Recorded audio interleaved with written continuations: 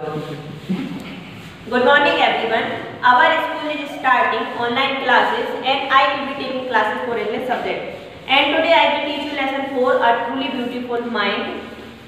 Question answer. So page number 15.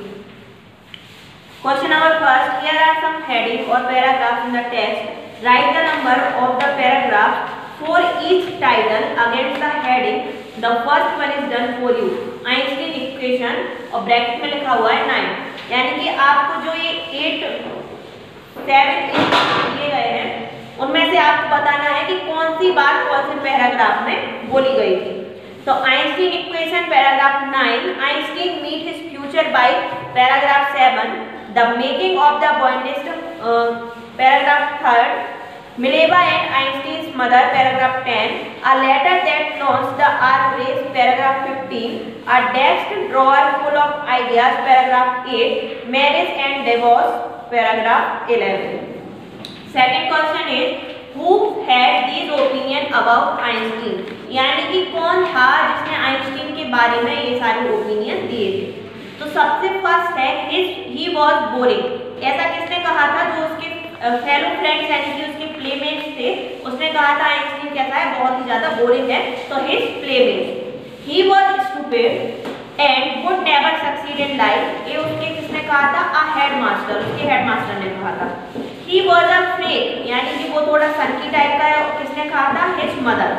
Third question is explain for the reason for the following are, यानी कि इन सब पे अपन को reason देना है। Einstein leaving the school in Munich for good. अब Einstein ने जो मुनीच में स्कूल था वो क्यों छोड़ा था? क्योंकि उसको वो स्कूल बिल्कुल भी पसंद नहीं था, क्योंकि उस स्कूल में क्या किया जाता था, ज़्यादा डिसिप्लिन दिखाया जाता था कि ऐसे बैठना है, ऐसे करना है, ऐसे आना है, वो आइंस्टीन को पसंद नहीं था, इसलिए उसने वो स्कूल ही छोड़ दिया था। Second is Einstein wanting to study in Switzerland rather than the Munich, यानी कि आइंस्टीन वो स्विट्जरलैंड के स्कूल में क्यों पढ़ना चाहता था? क्योंकि जब उसके पेरेंट्स, उसके रिलेटिव्स के पास उसको छोड़ के गए थे तो उनके बीच में बहुत लंबी डिस्कशन हुआ और आइंस्टीन ने सोचा कि मैं स्कूल को ब्रेक नहीं करूंगा, मैं स्विट्जरलैंड में जाकर अच्छे से स्टडी करूंगा, क्योंकि वहाँ का स्कूल बहुत ज़्यादा लिबरल था, यानी कि वहाँ पर अच्छे से प्यूपिल की रिस्पेक्ट की जाती थी। Einstein seen in Mileva and Eli, यानी कि जब आइंस्टीन को जिससे उसकी शादी हुई थी ना मिलेवा से, वो जब मिली थी तो उसको देखकर कैसा लगा था कि जो मिलेवा है वो बहुत ज़्यादा इंटेलिजेंट है, अगर हम दोनों साथ में वर्क करेंगे तो बहुत अच्छा होगा, इसलिए उसको मिलेवा कहाँ पर मिली थी। उसके बाद fourth is what do these tell you about Einstein, यानी आइंस्टीन के बारे में अपना क्या कहना है? तो अपन कहेंगे कि आइंस्टीन जो थे बहुत ज़्यादा जीनियस थे और वो क्या करते थे, उनको जो फ्रीडम रहती थी यानी कि स्वतंत्रता थी वो उनको बहुत ज़्यादा अच्छी लगती थी। Fourth question is what did Einstein call his desk drawer at the patent office and why.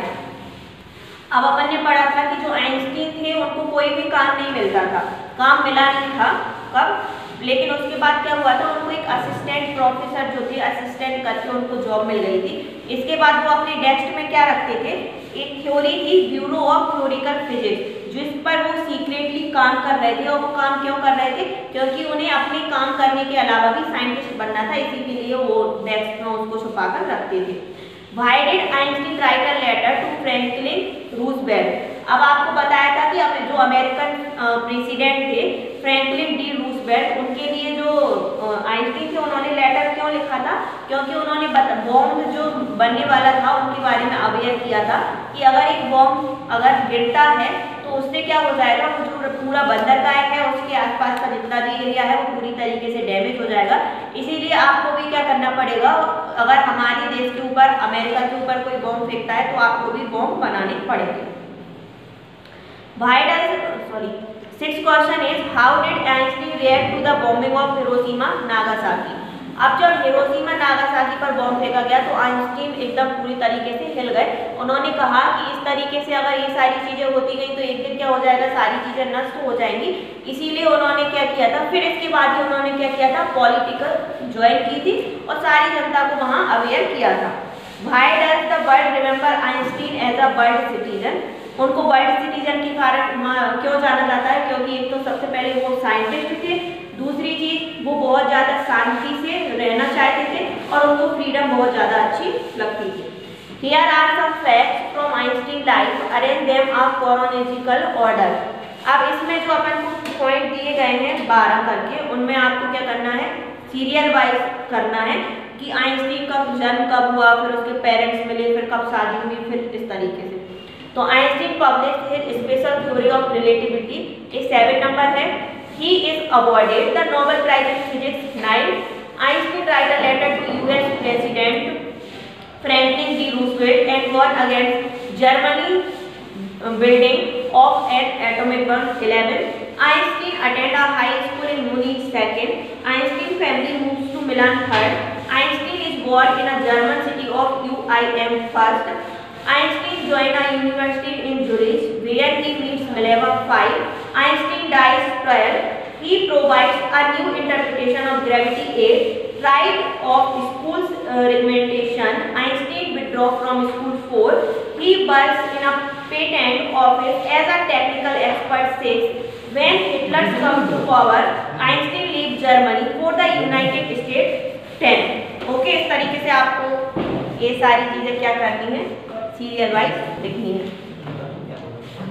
अब इसके बाद अपन देखते हैं इसी की जो पोयम है, जो इसका सेकंड पार्ट है, the lake slay of Innisfree, page number 54। I will arise and go now and go for Innisfree. अब इसमें जो पोएट है विलियम बटलर यर्थ, वो बोलते हैं कि मैं जागूंगा और जाऊंगा कहाँ पर, इनिस्फ्री। इनिस्फ्री करके एक जगह है जहाँ पर वो, जब पोएट सोचते हैं कि जब मैं एक लड़का होऊंगा एज अ बॉय, यानी कि छोटा बच्चा होगा, तो वहाँ पर जाकर बढ़िया आराम करूंगा, यानी कि अपना टाइम स्पेंड करूंगा। तो वो जो पोएट है वो बोलते हैं मैं उठूंगा, मतलब जागूंगा, उठूंगा, जाऊंगा, और कहाँ जाऊंगा, Innisfree. And a small cabin built there, और वहां पर मैं क्या करूंगा, एक छोटा सा कैबिन बनाऊंगा, of clay and battles made, जो कि काय से बना होगा, मिट्टी से, और जो छोटे छोटे लकड़ियों के टुकड़े रहते हैं वहां पर मैं क्या करूंगा, वहां से कैबिन वहां पर बनाऊंगा। 9 weeks row will I have there a hive for the honey bee, और जो अपन देखते हैं ना पेड़ों में जो खाली जगह पड़ी हुई रहती है, वहां पर क्या करती है, जो मधुमक्खियां रहती है वो अपना छत्ता बना लेती है ना, जिसमें वो शहद इकट्ठा करती हैं। वहीं पर जो खाली जगह होगी वहां पर मैं बैठूंगा जाके, और मैं देखूंगा कि जो मधुमक्खियां हैं वहां पर क्या कर रही हैं, अपना छत्ता बना रही हैं। And live alone in the be loud clap, और उसके बाद क्या करूंगा, मैं वहां पर अकेला बैठूंगा, और जो मधुमक्खियां तेज तेज आवाज में भिनभिनाएंगी मैं उसको सुनूंगा। And I shall have some peace there, क्योंकि वहां पर मुझे क्या मिलेगा, थोड़ी सी शांति मिलेगी। 4 पीस कम ड्रॉपिंग स्लो, और जो शांति है वो मुझे धीरे धीरे मिलेगी। Dropping from the veil of the morning to where the cricket sings. अब यहाँ पर जो क्रिकेट है वो बैट बॉल वाला क्रिकेट मत समझ लेना, वो वाला क्रिकेट नहीं है। पोएट इसमें बोलते हैं कि जैसे जैसे शाम ढलती जाएगी तो आप देखते हैं बरसात में वो झींगुर आते जाते हैं, जिनसे बहुत ज्यादा भिनभिनाने की आवाज होती है। तो वो पोएट जब वहां पर पेड़ पर खाली जगह पर बैठे रहेंगे तो वो बोलते हैं कि जैसे जैसे सुबह ढलती जाएगी तो मुझे क्रिकेट सिंग्स यानी कि झींगुरों की आवाज आएगी। There midnight all of glimmer, यानी कि जब रात हो जाती है ना, तो रात में क्या होते हैं, जो स्टार्स होते हैं वो चमकने लगते हैं, तो रात में मुझे तारों की अच्छी चमकने की चमक दिखाई देगी। And the Noon a purple glow, और जो दोपहर होगी तो दोपहर को तो धूप रहती है तो उनको वो ग्रे मतलब ग्लो पर्पल कलर देखा है आप लोगों ने, वैसा ही पर्पल कलर का उनको लगेगा। And evening full of linnet's wing, और जो शाम के समय देखते हो जब आप कभी छत पर जाते हो तो कितने सारे पक्षी उड़ते रहते हैं, तो पोएट बोलते हैं कि शाम के समय में क्या होती है, जितने भी जो पक्षी चिड़िया वगैरह रहती हैं वो उड़ती हैं। I will arrive and go now, मैं उठूंगा और जाऊंगा, for always night and day, रात को भी और दिन को भी।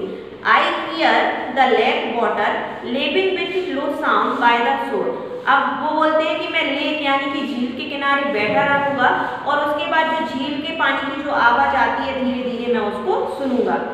While I stand on the roadway or on the pavement grey, इसके अलावा वो बोलते हैं जब मैं रोडवे यानी कि जो रास्ते होते हैं, सड़क होती है, वहां पर खड़ा रहूंगा, या फिर कोई फुटपाथ होती है वहां पर रहूंगा। I hear it in the deep heart or, तब मैं उसकी आवाज को सुनूंगा अपने हार्ट से।